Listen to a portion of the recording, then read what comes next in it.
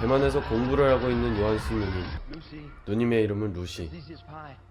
남자친구에게서 내용물을 알 수 없는 서류 가방을 누군가에게 전달해달라는 부탁을 받게 됩니다.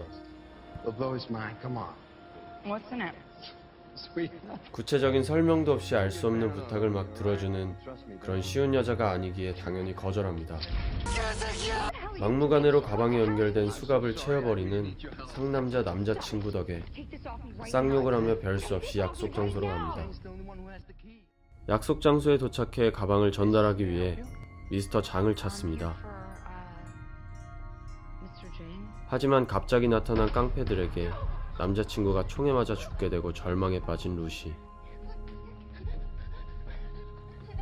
바로 그때 15년 동안 방에 갇혀 군만두만 먹던 민식이 형이 등장합니다.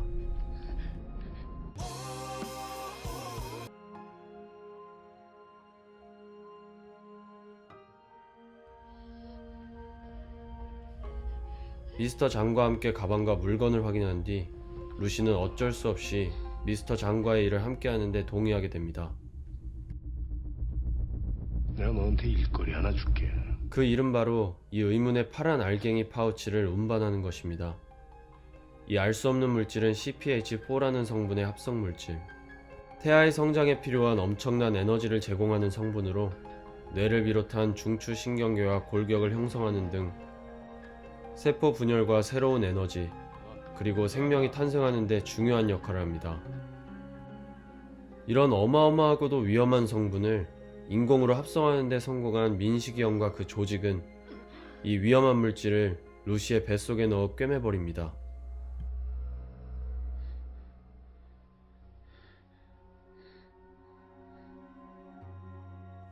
그렇게 아지트로 끌려간 루시.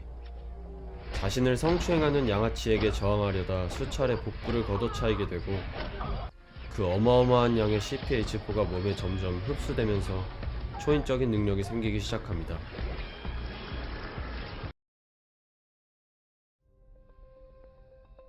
드디어 블랙 위도우가 된 요한스 누님. 팔이 의자에 묶인 채로 적을 유인하여 가볍게 적을 제압합니다.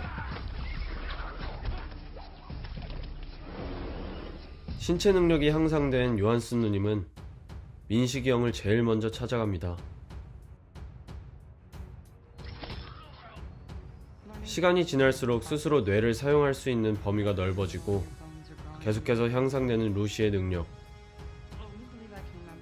CPH4를 흡수한 루시는 20%, 30%, 그리고 그 이상을 사용하게 되면서 뇌 속의 사소한 기억과 감각들이 살아나게 되고 전기, 전파를 컨트롤하게 되며 타인의 신체를 간섭하는 것은 물론 모든 언어까지 마스터합니다. 그렇게 초월적인 능력이 생길수록 점점 통제력을 잃어가는 루시. 복수 이외에는 특별히 사용할 수 없는 이 능력에 대해 다시 생각하게 됩니다. 그렇게 루시는 이 현상에 가장 근접한 가설을 연구했던 노먼 교수에게 연락하여 이 사실을 알리게 됩니다.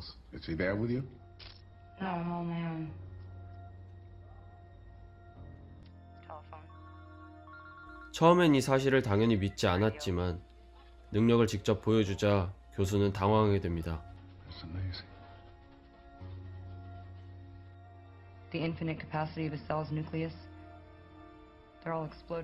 루시는 자신도 더 이상 주체할 수 없는 이 능력에 대해 교수에게 질문합니다.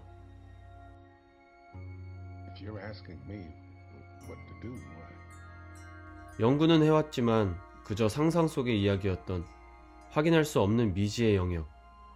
그 질문에 대해 교수는 뜻밖이지만 근본적인 대답을 전하게 됩니다. 이 대답을 들은 루시는 이 능력을 어떻게 사용하게 될까요? 그리고 뇌를 100% 사용할 수 있게 된 루시는 어떠한 일까지 가능하게 될까요?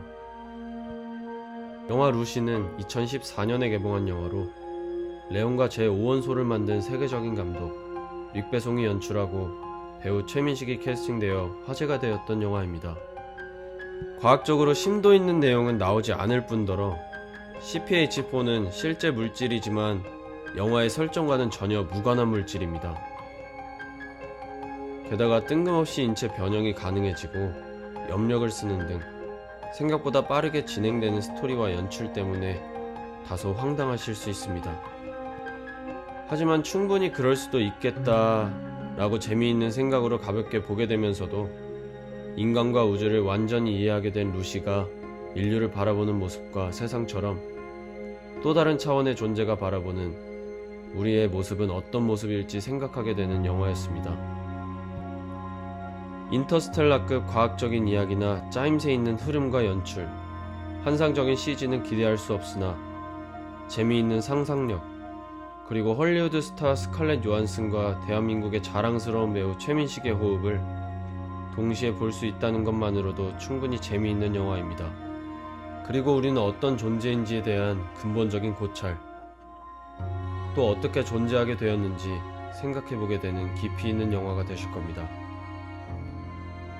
여러분들은 뇌를 몇 프로나 사용하고 계신가요? 그 여근이는 아는데요. 김정식. 영화 루시였습니다.